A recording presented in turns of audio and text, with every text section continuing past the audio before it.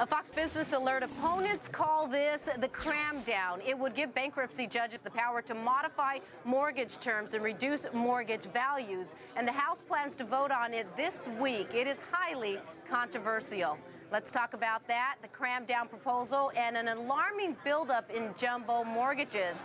Welcome back to the Diamond District, Dani Babb. She, of course, is the author of The Accidental Landlord. Is that in paperback now? It is. Yeah, and The Accidental Startup's coming out in 3 weeks on businesses. So. Fantastic. Okay, a lot of things to talk about. Let's hit the Cramdown now. Yeah. This is where, you explain it. Yeah, well, this is where the bankruptcy court has the option of the bankruptcy judge has an option of forcing the lender to write down the mortgage and or the payments to a specific level that the homeowner can afford. And I know already that Dani's against this because we've debated this already, but I mean, the House is now voting on it, and then it will go to the Senate. It goes through the whole process.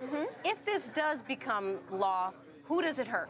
It hurts banks and people borrowing money in the future. And first of all, the reason it hurts banks is right now they have no way of valuing the assets that are on their books.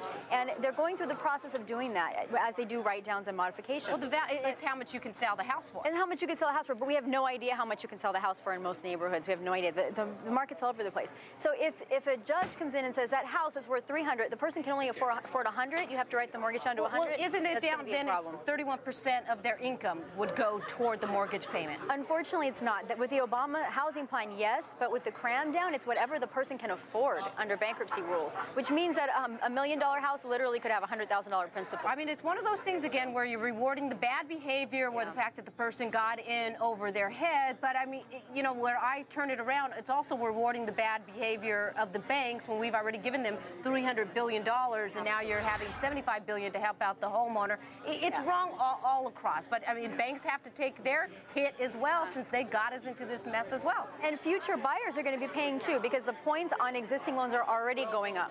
All right, let's talk about this buildup in jumbo mortgages.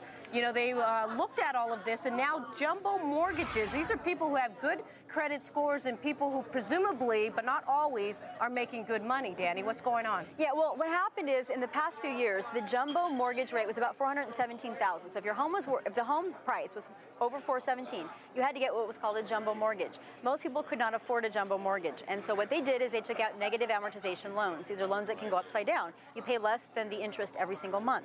These types of loans are now starting to reset. Now, the government tried to help these homeowners by increasing the limit on jumbos to about $763,000. Right. But all of the people who already bought the home don't qualify under those particular rules. But what does this mean for the broader economy right now? Then, if you had before, it was just the problem in the subprime. But now if you have jumbo loans where these are people with better credits, now that segment of loans we're facing default. What does that mean for the broader economy? Well, it's a bad sign for the broader economy. What's happening is a lot of people in this income bracket had their money in the market, and they were using that as their leverage to be able to pay down their mortgage later on in the future or pay their payments when they got into trouble. That money has now disappeared, or they're fearful and they're not taking it out. They don't want to sell at a loss.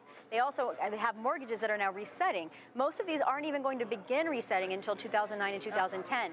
And we are expecting 4 times the default rate in the prime than we did in the subprime. Wow. And then, of course, folks, the ripple effect, because, of course, they slice these up and all these loans and repackage them, and so it's going to go to the banks. Thanks, Dani. Absolutely. I think.